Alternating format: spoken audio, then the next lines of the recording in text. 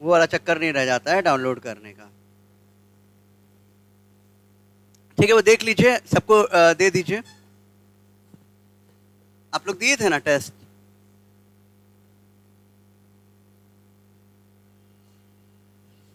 ठीक है, पहले से तो बेटर परफॉर्मेंस है। पिछला जो टेस्ट जो लिए थे उससे तो अच्छा है परफॉर्मेंस। इम्प्रूव कीजिए।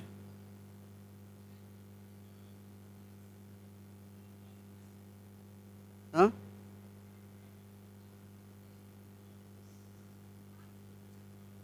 हाँ।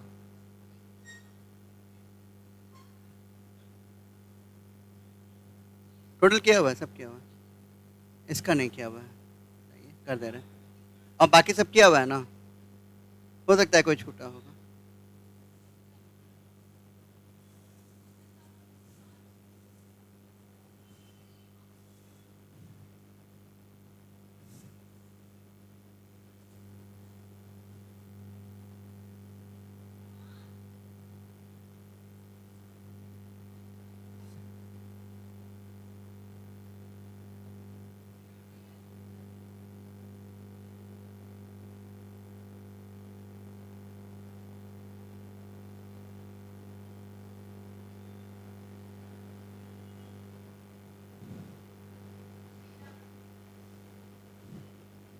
हाँ, दे दीजिए। हो गया ना, लिखा गया, डिस्ट्रीब्यूट करिए। आगे।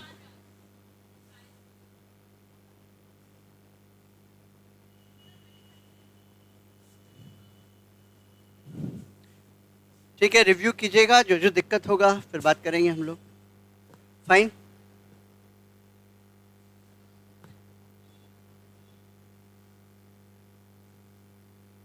ठीक है, आगे चले। सब लोग बात कर रहे थे चंगेज खान मर गया 1227 में, इतना हमने डिस्कस कर लिया था।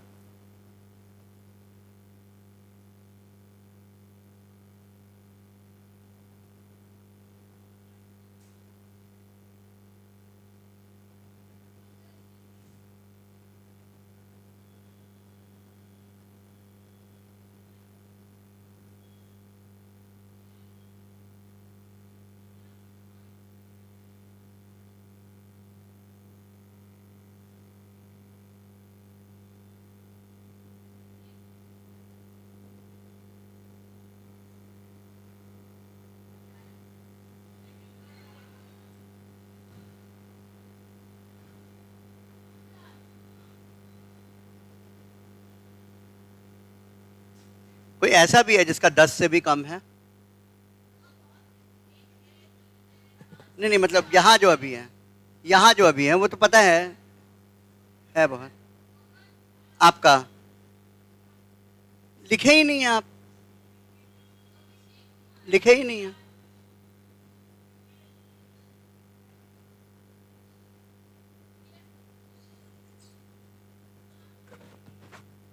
हेलो।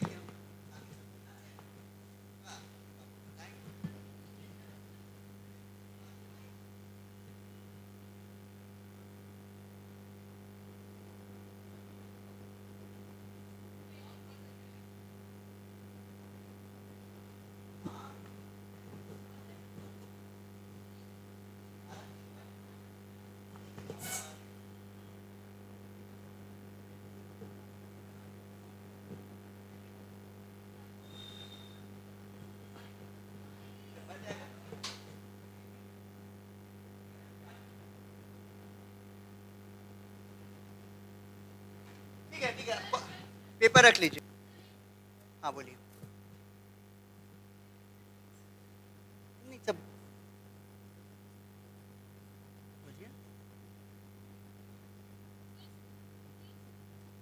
हाँ, क्या हो गया?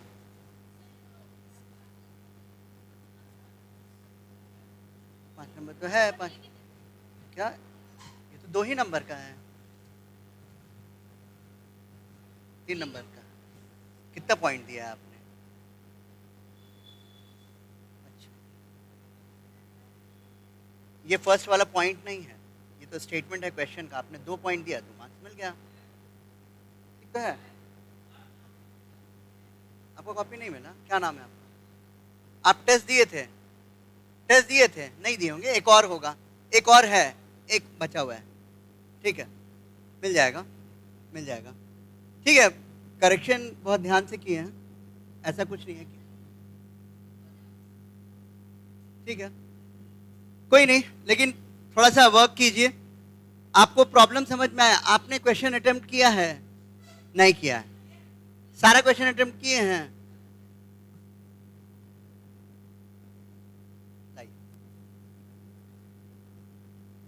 ठीक है, ये तो 6 क्वेश्चन अटेम्प्ट किया है, आपका तो 16 है ना। किसका आप 4 बता रहे थे और 5 बता रहे थे? वो किसका? अच्छा, ठीक है, तो बाकी जो जो चीज़ है उसको इम्प्रूव कीजिए। ये किसका? अभी यही है, देव का। हाँ, ये तो क्वेश्चन अटेम्प्ट कीजिए, इम्प्रूव कर जाएगा। 16 है ना? ठीक है, आपका कितना है? ठीक है, देख देख के मत लिखिए, ये कोई, देखिए, these test are not assessment of learning, ये समझिएगा, ये असेसमेंट फॉर लर्निंग है। ये टेस्ट का पर्पस क्या है कि इसके द्वारा आप सीखेंगे। ये नहीं है कि आप क्या जानते हैं, हमको नहीं जानते हैं, इसका टेस्ट कर रहे हैं, कोई सर्टिफिकेट दे रहे हैं, इट्स नॉट लाइक दैट। ये है कि इन टेस्ट के थ्रू आप और सीखेंगे, right? This is the process of learning. Test भी आपको सिखाता है ना, हमको पता चलता है कि कहाँ गलती है, क्या और कर सकते हैं, सेल्फ इवैल्यूएशन भी आप करते हैं, isn't it? तो वही है। अब यहाँ बात करें, बताइएगा। हाँ हाँ सर को दे दीजिए, सर के पास दे दीजिएगा, और वो मार्क्स वाला पेज भी दे दीजिएगा उनको। ले लिए? हाँ, ये भी दे दीजिए। हाँ, अब बताइएगा, चंगेज खान का नाम क्या था? उसके कोई 2 बच्चे का नाम बता दीजिए। उसकी जो फर्स्ट बीवी जिसके बारे में हमने बात किया था कि किडनैप कर लिया था, उसका नाम बता दीजिए कोई भी। देखिए, चेक कीजिए, बताइए, ओपन बुक है। क्या? जोची और ओगदेई, ग्रेट, isn't it? फिर चगतई था, तो और मोंकी, अलग अलग नाम। और इसकी बीवी का नाम, जिसको किडनैप कर लिया गया था तो वो छुड़ा के लेके आया था, बात किया था ना हमने इनिशियल स्टोरी कि उसकी वाइफ को find out and tell the answer. Open book है, देख करके बताइए आंसर, देख करके बताइए, गूगल में नहीं। थोड़ा बुक पलटिए, फोन को रख दीजिए साइड में या बैग में रख दीजिए फोन को। परफेक्ट, बोरकी, परफेक्ट, एक्सीलेंट। ठीक है, थोड़ा देखिए, सीधी सी बात है, थोड़ा अजीबोगरीब नाम भी है, it's not easy to remember. बाकी नेम हम इजीली रिमेंबर कर लेते हैं, पर इस चैप्टर के नेम्स, स्पेशली चंगेज खान तो नहीं भूलेगा, तेमुजिन नहीं भूलेगा, बाकी भी ये जो इंपॉर्टेंट नेम्स हैं वो ड्यू कोर्स में आपको याद हो जाएंगे, लेकिन ऐसे तो थोड़ा सा अनयूजुअल नेम लगता है। अब बात करें social political and military organisation कैसा था, तो ऑब्वियसली हमने पहले ही बात किया था कि चंगेज खान किस चीज में विश्वास करता था? हेरिडिटी में नहीं, वो किस चीज में विश्वास रखता था कि भाई नॉर्मली मेरिट पे विश्वास रखता था। मेरिटोक्रेसी उसके लिए इंपॉर्टेंट था, उसके लिए ये इंपॉर्टेंट नहीं था, और इसीलिए उसकी लड़ाई भी हुई जमुखा से, क्या कि भाई ऐसा नहीं कि हेरिडिटरी होगा कि राजा का बेटा राजा बनेगा, इट्स नॉट लाइक दैट। वो क्या होगा, जिसमें मेरिट होगा वो रहेगा। तो चंगेज खान अपने सैनिकों में ऐसा नहीं करता था कि आप सैनिक है या कोई सैनिक है तो या कोई ऑफिसर है उसके बाद उसी का बेटा बनेगा, इट्स नॉट लाइक दैट। बनता कौन था? जिसमें मेरिट होता था, और जिसको मेरिट होता था उसको चंगेज खान अपॉर्चुनिटी देते थे, इजंट इट? तो मेरिटोक्रेसी में विश्वास रखता था। और क्या करता था, जहां भी लड़ने गया, जिस जगह भी लड़ने गया, वहां के टेक्निक को सीख लिया। अब वहां सबको मारता था, हमने देखा है, सबको मार देता था, काट देता था, सब कुछ। केवल छोड़ता किसको था, इसकी बात मत कीजिए, छोड़ता किसको था, स्कैवेंजर्स को। स्कैवेंजर्स क्या हुआ, गिद्ध को छोड़ दिया कि भाई सफाई हो जाए, और बाकी किसी को छोड़ता नहीं था, सबको मार ही देता था। लेकिन यहां पे ये भी करता था, अब वहां पे कोई डॉक्टर है, कोई इंजीनियर है, कोई चीज का स्किल है, कोई उसको लगता था, तो उन सबको नहीं मारता था, उन सबको रखता था और उनसे लोग अपनी आर्मी को सीखने का मौका देता था, isn't it? So among the Mongols and many other nomadic societies as well, all the able-bodied adult males of the tribe bore arms. तो जो भी able-bodied होंगे, मतलब फिट हैं, जो भी फिट हैं, वो आर्म्स रखेंगे, बियर आर्म्स, बोर आर्म्स यहाँ पे कहने का मतलब बियर का फॉर्म है, तो आर्म्स को वो रखेंगे, मतलब हथियार अपने पास वो रखेंगे। They constituted the armed forces when the occasion demanded. और वो क्या करेंगे, आर्म्ड फोर्सेस को रखेंगे, बात मत कीजिए, चेंज कर देंगे। तो जब भी जरूरत पड़ेगी तो वो क्या करेंगे, सेना बना लेंगे। अब सब कोई फिजिकली फिट है, हेल्दी है, तो इन सबको, अब मान लीजिए कोई लड़ाई हो गई, लड़ाई हो गई तो जरूरत पड़ी, हर समय लड़ाई होता ही रहता था इनका तो हमेशा कैंपेन चलता रहता था। The unification of the different Mongol tribe, हमने शुरू में ही डिस्कस किया कि पहले चंगेज खान ने क्या किया, चंगेज खान ने सारे ट्राइब्स को मिलाया, जिनको हराना था हराया। जमुखा के बाद तो ये फिर 1206 के क्विरलतई में ये क्या बन गया, अपने नाम को वो चंगेज खान कहलाया, राइट? पहले तमुजिन कहलाता था। क्विरलतई क्या होता है, क्विरलतई क्या था, क्विरलतई, क्विरलतई क्या था? वही असेंबली को कहते हैं, जहां पे नहीं, जगह नहीं है, असेंबली को क्विरलतई कहते हैं। तो उसी असेंबली में क्या डिसाइड कर लिया गया कि ये चंगेज खान है, वो उसने खुद टाइटल ले लिया। तो एबल बॉडीड को रखता था। यहाँ क्या क्या हम देख रहे हैं, पॉइंट देखिए, जो एडल्ट मेल होगा, जो एबल बॉडीड होगा, मतलब हट्टा कट्ठा होगा, उसके पास आर्म्स होगा, और जब भी जरूरत पड़ेगा क्या करेगा, आर्मी बना लेगा।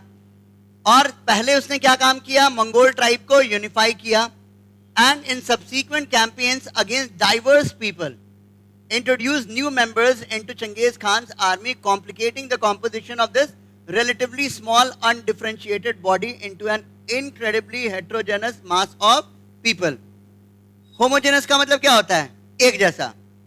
तो पहले ट्राइबल्स थे, तो मंगोलियन ट्राइब थे, तो सब तो एक जैसे। तो होमोजेनस को पहले एकोमोडेट किया, सबको मिलाया, लड़ करके, आधिपत्य करके, जिस तरह से भी करके सबको एक साथ मिला लिया। और मिलाने के बाद जब वो दूसरे जगह लड़ना शुरू कर दिया, तो उसके बाद क्या बनने लगा, उसका हेट्रोजेनस बनने लगा, ठीक है? अब उसके अंदर तो हर तरह के लोग आ गए। अब दूसरे जगह अटैक किया तो दूसरे लोग भी आ गए। तो हर समय क्या होने लगा, नए मेंबर्स उसके आर्मी में आने लगे, नए नए सदस्य आने लगे। और नए नए सदस्य उसके कैसे आने लगे, अलग जगह अटैक किया और सदस्य आ गए, क्लियर? और इसका आर्मी कॉम्प्लिकेट भी हुआ और नई नई चीजें भी आई, क्लियर? और इस तरह से हम देखते हैं हेट्रोजेनस मास ऑफ पीपल बन जाता है। तो क्या हमने देखा, सोशल पॉलिटिकल मिलिट्री ऑर्गेनाइजेशन में सोशल सामाजिक क्या हुआ, हेट्रोजेनस। शुरू में क्या था, होमोजेनस। होमोजेनस मतलब एक तरह के ट्राइब थे, सोशली क्या हुए, हेट्रोजेनस, अलग अलग जगह अटैक किया, अलग अलग तरह के लोग सब उसके अंदर आ गए, राइट? पॉलिटिकल बात करें, पॉलिटिकली सारे हेट्रोजेनस लोग इसके अंदर थे, चंगेज खान के अंदर ही थे, पूरा मंगोलिया का रूल था, isn't it? और सारे तरह के मास आ चुके थे इसमें। इट इंक्लूडेड ग्रुप्स लाइक, अब कौन कौन सा अलग अलग ग्रुप देखते हैं, इंपॉर्टेंट ग्रुप। टर्क पे तो अटैक किया, तो टर्किक उइगर्स, वो जो वहां के ट्राइब थे, who had accepted his authority willingly, इन लोगों ने बड़ा समझदारी का काम किया, क्योंकि चंगेज खान एक बार मौका देता था, ऑफर दिया, आ जाओ, सब्जुगेशन हो जाए, मेरे अंदर रहो, तो ठीक है। और अगर किसी भी तरह का रिटेलिएशन करोगे तो फिर वो छोड़ता नहीं था। जैसा कि हमने डिस्कस किया था ख्वारिज्म के केस में, पर्शिया के केस में क्या किया, उसने भेजा अपने दूतों को और उसका सर मुड़वा दिया गया और एक का गला काट करके वापस भेज दिया गया मंगोलिया चंगेज खान के पास। चंगेज खान तो जैसे ही देखा बहुत गुस्से में आया, उसके बाद जो अटैक किया इतना बुरी तरह से पर्शिया को खदेड़ खदेड़ के मारा, तो क्योंकि उसका स्टाइल था। तो यहाँ पे टर्किक जो थे वो भी उसके अंदर आ गए, इन्होंने खुद से स्वीकार कर लिया कि हम नहीं, हम तो आपसे लड़ेंगे नहीं, हम आप जैसा कहिएगा वैसा करेंगे। Who had accepted his authority willingly, it also included defeated people. willingly किसने किया ऐसा क्वेश्चन पूछा जाएगा तो टर्किक, ठीक है।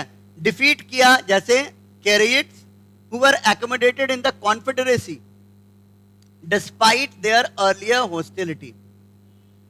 hostility मतलब विरोध। कॉन्फेडरेशन क्या होता है, एक बहुत बड़ा संघ, महासंघ, राइट। महासंघ is a confederation. For example federation you here, right, India is a federal country. तो फेडरल क्या होता है, जहां पे पावर डिवाइडेड होता है डिफरेंट लेवल्स ऑफ गवर्नमेंट में, इजंट इट। कॉन्फेडरेशन वही कॉन्सेप्ट है कि एक बड़ा संघ, जब उस टाइम में बात करते हैं उसमें फेडरल प्रिंसिपल, डेमोक्रेटिक प्रिंसिपल की बात नहीं थी। कॉन्फेडरेशन क्या था कि एक बहुत बड़ा संघ, दैट इज कॉन्फेडरेशन। तो उसने, उसका इतना बड़ा एम्पायर था, उसमें इंक्लूड कर लिया, राइट, कैरेट्स को इंक्लूड कर लिया जिसको वो हराया था। और कैरेट्स से पहले दुश्मनी था, हराएगा तो दुश्मनी है तभी ना, लेकिन बाद में उसने अपने कॉन्फेडरेसी में उसको इंक्लूड कर लिया हराने के बाद। Changez Khan work to systematically erase the old tribal identities of the different groups who joined his confederacy. अब उसका जो शासन वो जो ज्वाइन कर लेता था, राइट, उसके कॉन्फेडरेसी को जो ज्वाइन कर लेता था, अब वहां वो क्या करता था ना, ये जो अंतर है इसको खत्म करता था ट्राइबल का, क्लियर, कि सब मिक्स करें। फॉर एग्जाम्पल यहां देखिए, ओल्ड ट्राइबल आइडेंटिटी।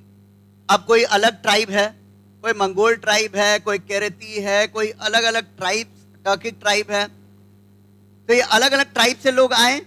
तो लेकिन अब आप लोग क्या आ गए, चंगेज खान के अंदर आ गए। तो चंगेज खान के अंदर आए तो वो जो अपना आपका इंडिविजुअल आइडेंटिटी है उसको लेके मत आइए, ये सारा अब चंगेज खान के अंदर आएगा, सिंपल।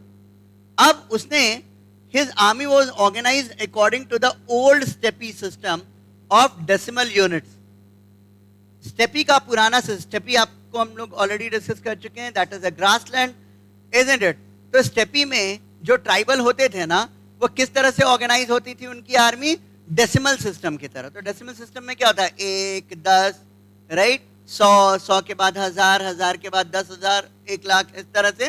तो उस तरह के ग्रुप में रहते थे, in division of tens, hundreds, thousands and notionally 10,000 soldiers, right. बड़े, बहुत बड़ा बड़ा जो ग्रुप रहेगा वो क्या होता था, 10,000 सोल्जर्स का। In the old system, the clan and the tribe would have coexisted within the decimal units. तो ये ट्राइबल का सिस्टम था और पहले इसका भी था, क्या था कि डेसिमल सिस्टम में रहेंगे। अब डेसिमल सिस्टम में रहेंगे तो ओल्ड सिस्टम में क्या होता था, clan and the tribe would have coexisted within the decimal units. तो जो क्लैन है, जो ग्रुप है, वो ग्रुप डेसिमल सिस्टम के अकॉर्डिंग ही रहेंगे। मतलब 10 का ग्रुप है तो 10-10 के वो ग्रुप में रहेंगे, 100 का ग्रुप है तो 100-100 के ग्रुप में है, जैसे भी, क्लियर। चंगेज खान ने क्या किया, इसको स्टॉप किया, क्लियर। पहले इसका भी वैसे ही था और बाकी जो ट्राइबल्स आए, जो भी आ रहे हैं, तो उनका डेसिमल सिस्टम, ये सिस्टम ही था। ट्राइबल्स में ये प्रथा प्रचलित थी कि ट्राइबल्स जो होंगे वो डेसिमल सिस्टम के अकॉर्डिंग उनकी आर्मी होगी। चंगेज खान ने क्या किया, stop this practice. He divided the old tribal groupings and distributed their members into new military units. मतलब समझ में आया कि अगर ये 10 का क्लैन है, मतलब एक तरह से ये ग्रुपिंग हो गई, 3 3 6 3 9, राइट। मान लीजिए 9 का क्लैन है तो ये 9 साथ में रह रहे हैं। वो क्या किया, सबका ग्रुपिंग को भी तोड़ दिया, गॉट इट। मतलब वो अलग अलग इसको उठाया। तो any individual who tried to move from his her allotted group without permission received harsh punishment. अब उसको जिस ग्रुप में डालेगा उसमें रहना पड़ेगा. तो ये वाला जो पुराना वाला सिस्टम था कि एक क्लैन एक साथ रहेगा, डेसिमल सिस्टम होगा, उसको उसने चेंज कर दिया. उसने क्या कर दिया, उठाया, सबको एक तरह से अलॉटमेंट किया कि ऐसा नहीं है कि आप एक ट्राइब हो तो आप एक साथ रहो, तो अलग अलग ट्राइब को भी मिलाया. Isn't it? और फर्दर हम देखते हैं, हमने पहले भी डिस्कस किया कि लगभग माना जाता है कि उसकी 500 पत्नियां थी, 500 लोगों से शादी किया या जो भी किया, और इनका क्या मिनिमम 500 मानते हैं, उसके वंशज को मिलियंस में मानते हैं. ठीक है, वंशज को मानते हैं मिलियंस में. शादियां 500, अलग अलग जो सोर्सेज हैं उतना लिखा गया है. और मिलियंस में वंशज कैसे होंगे समझिए. अब एक generation, next generation, next generation, right. अब 10 से 100, 100 से 1000, 1000 से 5000, 5000, वो भी तो उसका वंशज बन गया. ठीक है, तो 4-5 जनरेशन में जाएंगे तो हम देखेंगे कि ऑब्वियसली फैल गया हर जगह. Isn't it? Are you getting my point? तो वही चीज है. अब उसको जिसको जिस ग्रुप में डाल दिया उस ग्रुप से ही में ही रहना है. अगर कोई ग्रुप छोड़ करके चला गया और वापस अपने पुराने ग्रुप में चला गया या किसी भी तरह का ऐसा एक्टिविटी करता था तो उसको हार्श पनिशमेंट मिलता था. The largest unit of soldiers approximating 10,000 soldiers. 10,000 soldiers को क्या वर्ड यूज करते थे, ये सारा टर्मिनोलॉजी इंपॉर्टेंट है. उसको कहते थे टुमन. 10,000 soldiers, Tumen, now included fragmented groups of people from a variety of different tribes and clans. तो उसने क्या काम किया, ट्राइब को मिक्स मैच करने का, मिक्सिंग करने का काम किया. अब उसके साथ रहेगा अलग अलग ट्राइब, तो उसके अकॉर्डिंग उसको रहना, उसका वंश भी बनेगा तो उसके अकॉर्डिंग बनेगा. Isn't it? This altered the old steppe social order, integrating different lineages and clans and providing them with a new identity derived from its progenitor Chengiz Khan. Right? Progenitor किसको कहते हैं, जैसे ancestor. तो एक तरह से सबका ancestor चंगेज खान हो गया. Got it? तो इस तरह से भी हम मानते हैं कि इतना बड़ा, इतना ज्यादा लोग हैं यहाँ पे चंगेज खान के. तो अब क्या हुआ, सारे अलग अलग हो गए और सब किसको मानेंगे, चंगेज खान को. Got it? तो आपसे ये क्वेश्चन पूछा जाएगा कि how Changez Khan systematically erase the old system of steppe. तो आप यही बताएंगे कि स्टेपी का सिस्टम से स्टार्ट कीजिए कि स्टेपी के सिस्टम में क्या था, डेसिमल सिस्टम था, उसको उसने ब्रेक किया. उसने क्या किया कि सारे ट्राइब्स को अलग किया, अलग अलग अलॉट किया, क्लैंस जो सोल्जर का यूनिट बनाया, मिलिट्री यूनिट, और सब किसको प्रोजेनिटर मानते थे, चंगेज खान को. Right? So that is about the process. अब बात करें, the new military contingents were required to serve under his 4 sons and specially chosen captains of his army units called Noyan. तो आर्मी यूनिट का captain कौन होता था, नोयन. तो अंत तक आते आते ना चंगेज खान ने क्या किया, एक तरह से जैसे एक बाप करता है, बंटवारा करता है, तो इस तरह से अपने 4 बेटों को उसने क्या किया, दे दिया पावर, और मतलब एरिया, टेरिटरी डिवाइड कर दिया, बंटवारा कर दिया काइंड ऑफ. और चीफ वो उसने कंसिडर किया हमेशा ओगदेई को. क्या जो चीफ बड़ा था, लेकिन यहाँ पे उसको लगता था कि इसको अगर हम प्रिविलेज देंगे तो दिक्कत आएगी. क्यों दिक्कत आएगी, क्योंकि बहुत लोग कहने लगे कि वो चंगेज खान का सीधा बेटा नहीं है. क्या, क्योंकि बीच में बोरकी को किडनैप किया गया था. राइट? बोरकी को किडनैप कर दिया गया था, तो ऑब्वियसली लोगों का कहना था कि शायद नाजायज है. Isn't it? क्या? So मीन्स इसका ओन सन नहीं था, बट सन था. राइट? बट स्टिल तो ओगदेई को प्रमोट किया. Most importantly we need to understand कि उसने क्या किया, सारे को कमांड दिया. और इसी के कारण क्या हुआ, इसका एम्पायर इसके मरने के बाद घटा नहीं. कब मरा था ये? 1227. ग्रेट. 1227 में. So also important within the new realm were a band of followers who had served Genghis Khan loyally to grave adversity for many years.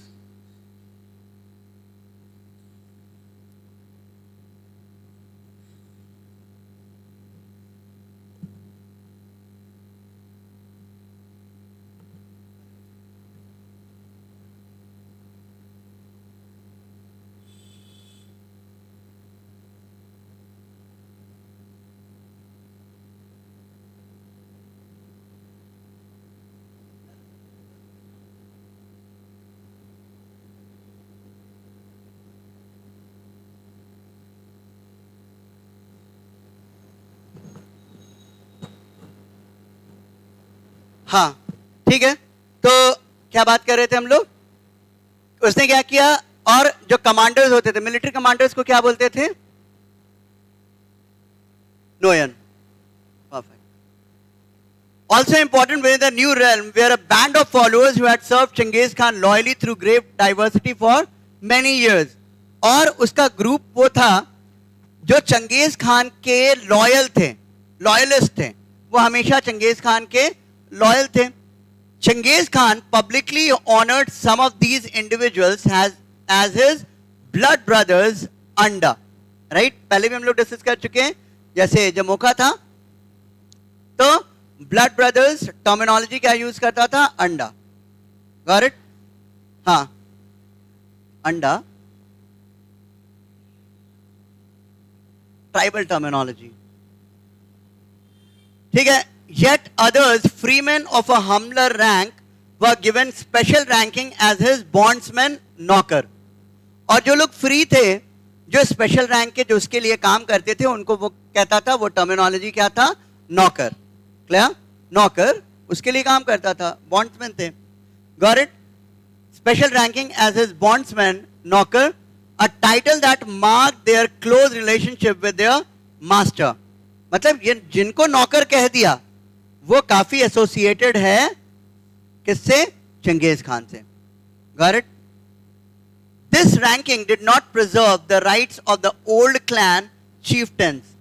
The new aristocracy derived its status from a close relationship with the great Khan of the Mongols. Right?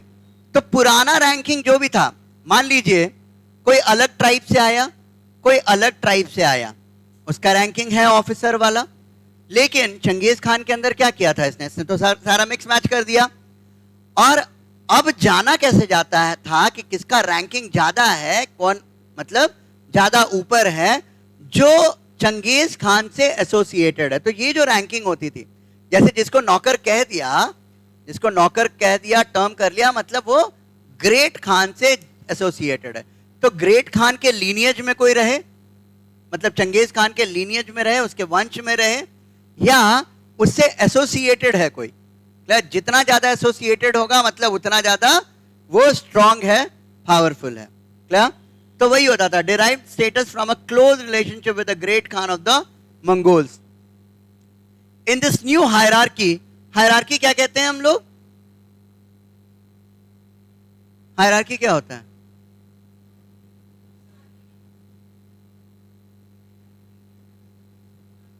बताइए. Arrangement from top to bottom.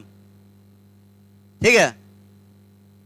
Hierarchy जो है here से आया कि आप मान लीजिए school है, तो स्कूल में क्या होगा? प्रिंसिपल होगा, फिर वाइस प्रिंसिपल होगा, फिर फलाना फलाना इंचार्जेस या जो भी पोजीशन होगा, फिर टीचर्स होंगे, फिर उसके बाद अदर एडमिन स्टाफ होंगे.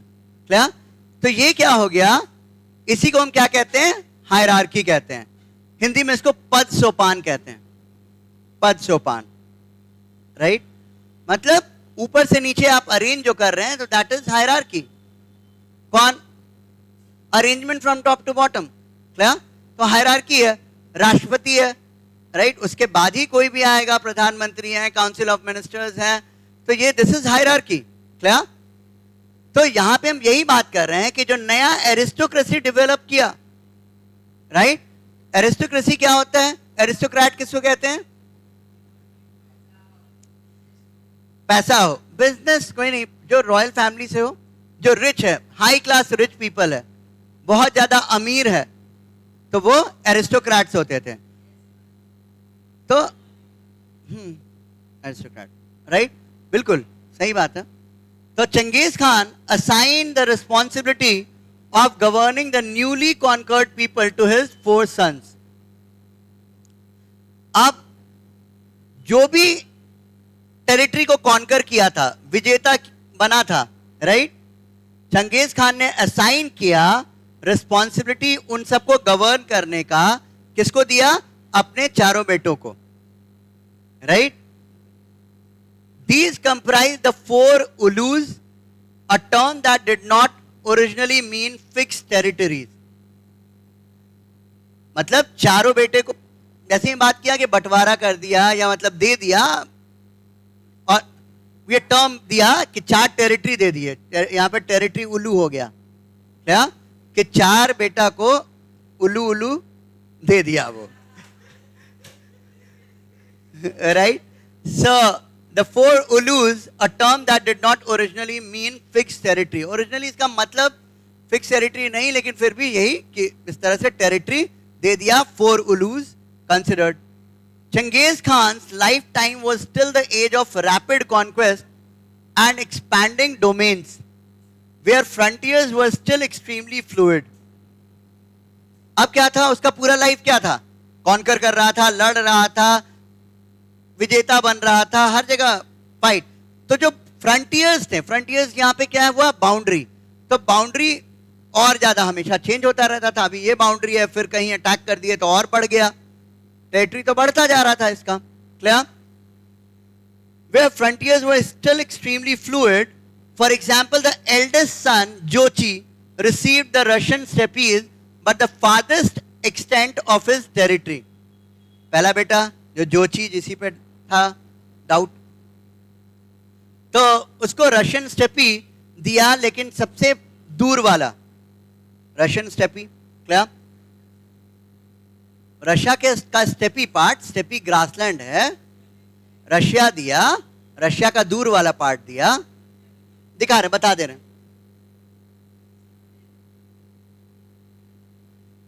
नीचे भी होगा, ये देखिए, ठीक है। तो ये रशियन पार्ट में ही यहां पे स्टेपी का पार्ट, जो दूर का पार्ट था, वो इसको दिया गया, असाइन किया गया, क्या जोची को। ये तो आपको फैमिली ट्री तो दिखाया ही हमने, बार बार इसको ध्यान दीजिएगा। जोची, चगतई, ओगदई, राइट, टोलुई। टोलुई का पिक्चर नहीं है, क्या, पर वो भी, मतलब ये 4 बेटे जो मेन वॉरकी वाले, वॉरकी वाले, क्या क्या बेटा चंगेज खान का, ओ बेटा, जिसका भी क्वेश्चन था भाई, ये फैमिली ट्री है। उसके बाद आगे यही तक, यहां देखें तो ये याद रखिए, जोची, चगतई, ओगदई और टोलुई। ज्यादा प्रेफरेंस इसको मिल गया, ओगदई।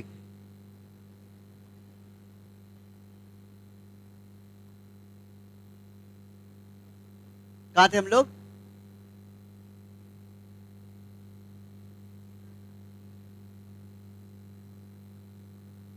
ठीक है, जोची, हाँ बिल्कुल, एक्सलेंट, राइट।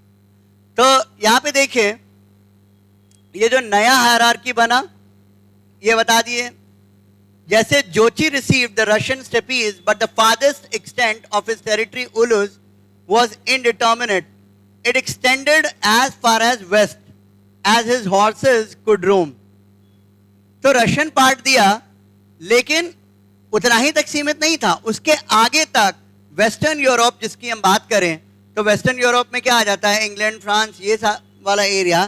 तो जहां तक इसके घोड़े रोम कर सकें, घोड़े जहां तक घोड़े जा सके, घूमना, विचरण करना, दौड़ना, घोड़े के लिए तो दौड़ाएंगे, रोमिंग कहते हैं ना, रोमिंग ऑन द स्ट्रीट्स, मतलब घूम रहे हैं, घूमने कहते हैं।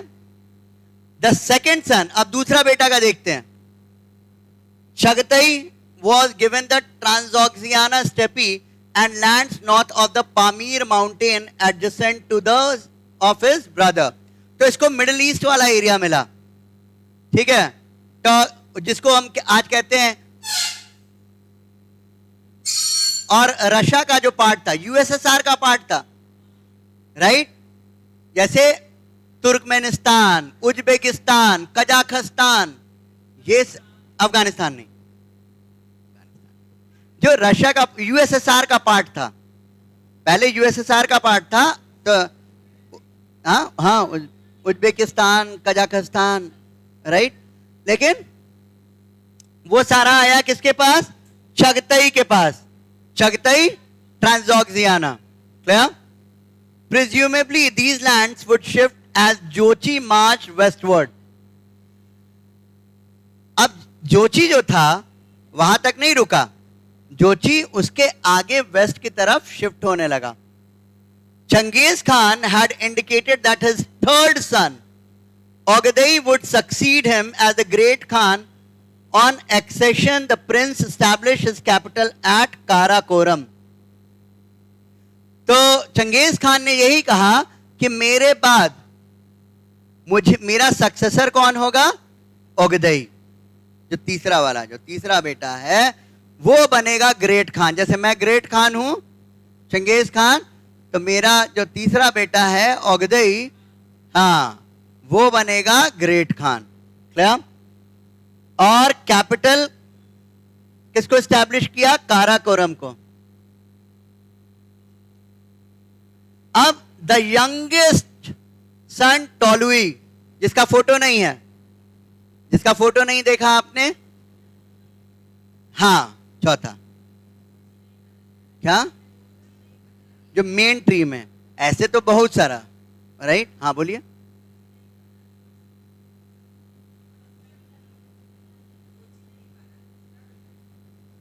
हाँ, जोची का बताया ना कहानी, उसको तो भेजा ही, स्टेपी में भेज दिया, रशिया मिला उसको, और उसके साथ सीन था, तो उसको थोड़ा सा, नहीं चंगेज खान नहीं करता था, लेकिन लोग बोलते थे ऐसा. यार एनी विच वेज, ये तो अलग अलग स्टोरी है, इसका कोई परफेक्शन तो है नहीं, right. Tolui received the ancestral land of Mongolia. Ancestral land, जो मंगोलिया वाला लैंड था, वो किसको मिला? टोलुई को, जो इनका अपना था. बहुत. Genghis Khan envisaged that his sons would rule the empire of, जितना पढ़ना है बस एनसीईआरटी में ना, उसमें फोकस कीजिए, बाद में बताएंगे. Genghis Khan envisaged that his sons would rule the empire collectively, and to underline this point, military contingents तमा. याद रखिएगा, मिलिट्री कंटिजेंट्स को क्या कहते थे? तमा, राइट. तमा. Of the individual princes were placed in each ulus. So सारे उलूज में, मतलब सारा टेरिटरी में जो डिवाइड किया, सारे उलूज में तमा होता था. The sense of a dominion shared by the members of the family was underlined at the assembly of chieftains. देखिए फिर से आ गया, खुरिलताई क्या होता है? Assembly of chieftain. जो चीफ का असेंबली हुआ वो क्या कहलाता है? खुरिलताई. Where all decisions relating the family or the state, गप बंद कीजिए, गप मत दीजिए, relating to the family or the state for the forthcoming season, campaigns, distribution of plunder, pasture, lands and succession were collectively taken. अब इसको compare कीजिए तो आज की परिस्थिति में ऐसा कहां होता है? आज की जैसे क्या हो रहा है, खुरिलताई में ये सारा चीज डिस्कस किया जाता था, क्या कैंपेन होगा, क्या फैमिली होगा, एग्रीकल्चर क्या होगा, ये सारा चीज डिस्कस करते हैं. तो आज के परिप्रेक्ष्य में देख, पार्लियामेंट में तो होता है, लेकिन यहाँ लोकल लेवल पे हर जगह होगा, तो ग्राम पंचायत में, पार्लियामेंट में भी होगा. बिल्कुल ठीक है, मतलब डेमोक्रेटिक असेंबली, राइट. सोसाइटी आपका सोसाइटी है ना, यहाँ पे ये टेक्निकली जो सरकार का भाग हो गया है ना, तो उसको स्पेसिफाई करेंगे ना, जब पंचायत कहेंगे, जब पंचायत कहेंगे तो ऑथराइज, पता है कौन है क्या है सब चीज है। जब हम स्टेट गवर्नमेंट कहेंगे तो रिकॉग्नाइज्ड है, जब सेंट्रल गवर्नमेंट कहेंगे तो रिकॉग्नाइज्ड है। लेकिन सोसाइटी आपका ठीक है, हाँ वहां भी डिस्कशन होता है, बिल्कुल सही, गुड एग्जाम्पल। लेकिन यहां पे हम जो चीज डिमार्केटेड है उसकी बात कर रहे हैं, बिल्कुल वैसे सही है। हाँ ठीक है, अब यहां पे देखते हैं, Changez Khan had already fashioned a rapid courier system that connected the distant areas of his regime. ये बहुत स्पेशल था कि चंगेज खान ने ना एक बहुत तेजी से चलने वाला कोरियर सिस्टम डेवलप किया था। मतलब कोई सामान एक जगह से दूसरे जगह या फिर सूचना, राइट, कोरियर, हाँ कोरियर ये बोलते हैं, ठीक है, courier system that connected the distant areas of his regime. Fresh mounts and dispatch riders were placed in outposts at regular spaced distance. मतलब मान लीजिए ये यहां पे है घुड़सवार, फिर यहां पे है, राइट, डिस्टेंस पे पोस्ट बना रहता था, जैसे आज क्या है पोस्ट ऑफिस है, isn't it? तो हर एक डिस्टेंस पे पोस्ट बना रहता था, यहां से घुड़सवार ये इस तरह से एक जगह से दूसरे जगह ले जाया जाता था, और ये कोरियर सिस्टम था। हाँ बोलिए। हाँ, जिन्होंने जिनका ट्री में डोमिनेशन मिला, जिनको, राइट, मतलब जिसने आगे यहाँ पे जिनका बना, जिनको टेरिटरी मिला, उन सब का मेंशन है, ठीक है। तो बहुत सारा का क्लैरिफाइड नहीं है, जितना एग्जैक्टली इंफॉर्मेशन है, जितना, ठीक है, जितना एनसीईआरटी में एग्जैक्ट इंफॉर्मेशन है वही सोर्सेज के बेसिस पे है ना, वो स्टोरीज भी सोर्सेज के बेसिस पे है। अब बाकी जितना इंफॉर्मेशन है उसके अकॉर्डिंग, क्या, हाँ बिल्कुल बिल्कुल, बहुत मिलेगा। For the maintenance of this communication system, Mongol nomads contributed a tenth of their herd, either horses or livestock, as provisions. अब इस कम्युनिकेशन सिस्टम के लिए ये जो संचार व्यवस्था उसने स्थापित करके रखा था, इसके लिए वो क्या करता था, हर एक नोमैड जो था उसका 1/10 उसका जानवर या घोड़ा उसमें इन्वॉल्व रहता था। मतलब एक जगह सूचना आया, यहां से दौड़ करके वहां चले गए, वहां से, तो सूचना बहुत तेजी से एक जगह से दूसरे जगह चलाया था। आज के जैसा तो इंटरनेट था नहीं। This was called the qubchur tax, a levy that the nomads paid willingly for the multiple benefit that it brought. और इसको क्या कहते थे, कबकर टैक्स। किसको कबकर टैक्स कहते थे, जो नोमैड्स हैं, जो आदिवासी जो या नोमैड्स जो हैं, वो क्या करेंगे, अपने जानवर को इस चीज के लिए देंगे। ये कम्युनिकेशन सिस्टम के लिए, कम्युनिकेशन सिस्टम के लिए अपने जानवर को जो दे रहे हैं 1/10, इसको क्या कहते थे, कौन सा टैक्स कहते थे, कबकर टैक्स, राइट, क्यूबकार टैक्स। कबकार टैक्स भी कहीं मिलेगा, क्यूबकार टैक्स इसको कहते थे। और ये विलिंगली करते थे, देते इसलिए थे क्योंकि इनका भी बेनिफिट होता था बहुत सारा। The courier system yam was further refined after Changez Khan death, और चंगेज खान की मृत्यु के बाद और बेहतर हुआ, ये रिफाइन हुआ। And its speed and reliability surprise travellers, और स्पीड रिलायबिलिटी ये और क्या किया, सरप्राइज किया। मतलब इतना तेजी से मूवमेंट होता था। इंडिया में भी इस तरह का सिस्टम था, राइट, और यहाँ पे भी हम देखते हैं कि ये क्या था, ये यम जो था that was courier system. It enabled the great khans to keep a check on development at the farthest end of their regime across the continental landmass. Mask लगा के आप सिर्फ गप दे रहे हैं।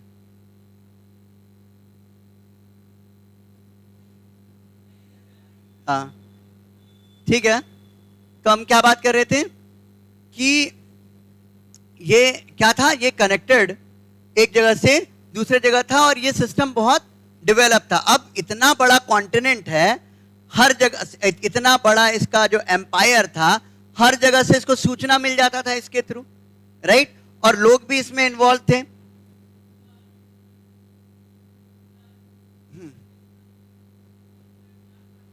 हाँ, यही चारों के पास। हाँ, ये एम्पायर एक ही था, राइट? तब भी इसको मंगोल एम्पायर ही मानते थे और इन लोगों ने भी और एक्सपेंशन किया। ऐसा नहीं है कि ये रुक गए, चंगेज खान के बाद भी एक्सपेंशन हुआ। Clear? So the conquered people, however, hardly felt a sense of affinity with their new nomadic masters. During the campaign, in the first half of the 13th century, cities were destroyed, agricultural lands laid waste, trade and handicraft production disrupted, tens of thousands of people, the exact figures are lost in the exaggerated reports of the time, were killed. अब जहां पे attack किया, जिस जगह पे attack किया, अब वहां के लोग जो थे वो अपने आप को एसोसिएटेड फील नहीं करते थे। ठीक है, अब शासन तो हो रहा है, जैसे मुगलों के अंदर शासन हुआ, लेकिन वो एसोसिएट अपने आप को नहीं कर पाते थे। ठीक है, will discuss more about it in the next class.